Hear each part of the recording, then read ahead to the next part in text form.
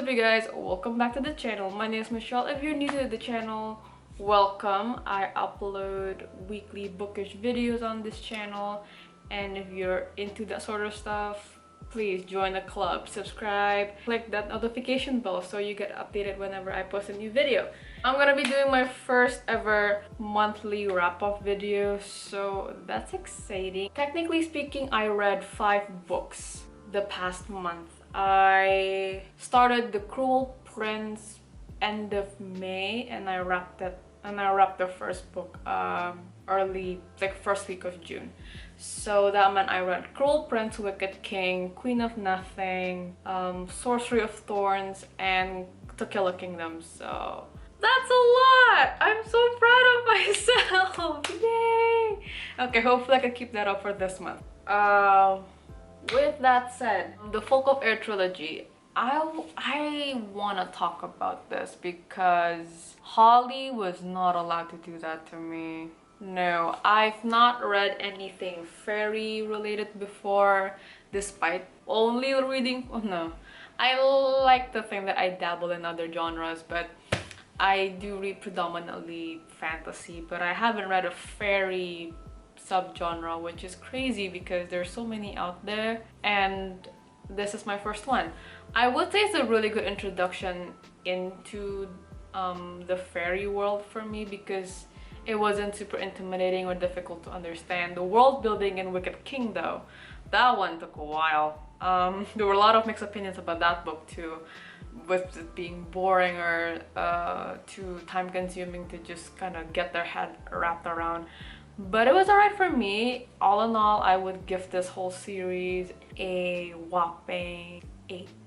I'll give it an 8. The first book was incredible. I think it's my favorite book out of all 3, that's for sure. The ending on Queen of Nothing, I felt like it could have a bit more of a wholesome touch to it. Like shown what Heather and Vivi ended up becoming, Turin and the ghost. I forgot his full name, his true name, because apparently if you're in fairy and you give them your true name, they sort of have a power over you, and the ghost's real name was taken advantage of by a few people. If you haven't read the series, I wouldn't say too much of that. I want more Carden and Jude. Like Carden being turned into a snake in Queen of Nothing was like, whoa, I did not see that one coming, and that would just sort of threw me off a little, honestly, and I felt like that deducted a lot of the space for June and Carden mental growth together. I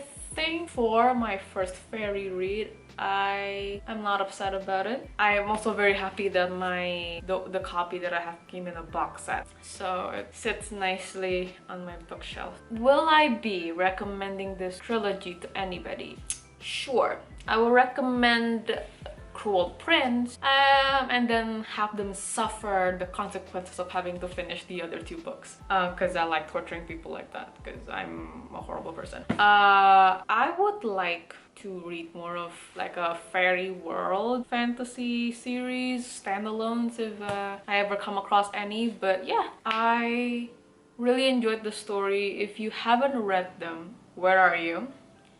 You're on BookTube, most likely on Bookstagram too, so you should probably have heard of at least the first book. The story goes on with a family of 3 sisters, Vivi, Jude, and Turin. Turin is nobody's favorite in book 1, trust me. I think the writing for this series was done pretty exceptionally well for a lot to be written about fairy and this whole like other world storyline. You have a good imagery of how you want the world to be, which she has done very, very well of describing how characters look like. She's built really strong personalities for the individuals, and she has given pretty good subplots that supports the main story arc and kind of complicates it as the book goes on. Because if there's just the same plot for the whole 3 book, it would have been predictable, and I find predictable books very boring. And so it's nice that there is always something going on and something to accomplish at the end of every book. I would say that also the covers were really great Easter eggs for what the plot entails inside of each book. So all in all, I really enjoyed reading this series. I'm glad that it's out of the way now. I can read all the other series I've got on my TBR list, which is not overwhelming at all, but hey, it's a bookish issue. We always buy books when we already have a lot to read already. So right after Queen of Nothing, I jumped on to this, which I have done a whole review about it, which I will link somewhere. Another fantasy read, shocker. This one, a Mermaid Tale, basically. It's also my first ever mermaid fantasy read. I don't know, I feel like no, Sorcery of Thorns, I've read something like that. I feel like there's an ocean theme going on for last month, but this was a good read. I will recommend this to friends because standalone books are always nice to introduce people and lure them into fantasy, because most of the time, fantasies come in series and really long series. I'm talking Sarah J. Maas. I'm talking Shadowhunters by Cassie Clare. That is still a never-ending series, which is crazy that they're still managing to write so much about this world that they've created. But hey, that's how it works. And to find a really good fantasy piece where you don't necessarily have to commit to all of that amount of books is nice. So I found a pretty good gem with this one. As for my last read of June, it is Sorcery of Thorns by Margaret Rogerson. My copy is a little bit shiny right now. I don't know what kind of finish this is. But, okay, this read specifically took me some time because it was very slow, the first couple chapters, I'm not gonna lie. But eventually it got to the good parts. I like that they revolve the story around books and libraries. I like the plot that these grimoires, these books, they attain this certain type of magic, and depending on which class they are in defines how dangerous and dark of a magic it is. And this girl by the name of Elizabeth, she wants to be a warden. So the thing is, with these great libraries where these books are kept, these people are very much against magic. These books are sort of just kept and withheld and imprisoned in these libraries where nobody can use them and nobody's allowed to read them because they're just forbidden, and magic is considered a sin, if you will.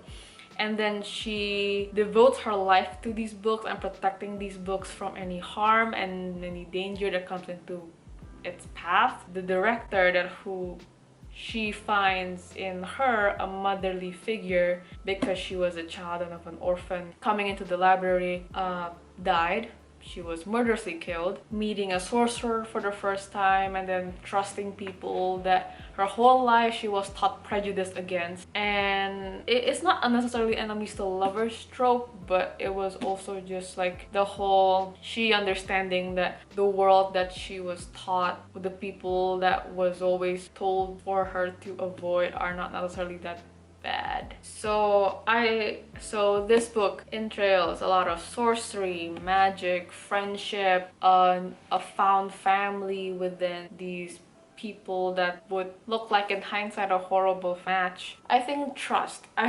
From my experience of reading a lot of these books, I've grown a lot of trust issues, but it's it's a hopeful thing to find when you're almost at the end of a book and then you see these characters and they trust each other and they love each other and you're like, oh, it's nice. Then you pick up another fantasy read and then just all the trust issues and lying and deception and all that just goes. Yeah, it's a whole cycle of hell, but we enjoy doing it to ourselves because we find that fun. So this is all my read of June. Out of all of them, Cruel Prince would be my favorite, and then my least favorite would have to be Wicked King. I hope I'm pointing at the right one. Yeah, Wicked King is my least favorite. None of these are bad books. I just feel like Wicked King took a little too long for me to get exciting, but then again, that's just my opinion. Please don't come at me. This will wrap up the video then. So thank you guys so much for watching. I hope you go pick these up if you find any of them interesting, and let me know in the comments below if you have read any of these books. Don't forget to like and subscribe, share video with a friend. That will really help me out. And don't forget to subscribe to the channel because more videos are coming the next couple weeks. I hope you guys all have a great day or night whenever you're watching this, and I'll see you guys in my next video. Bye guys.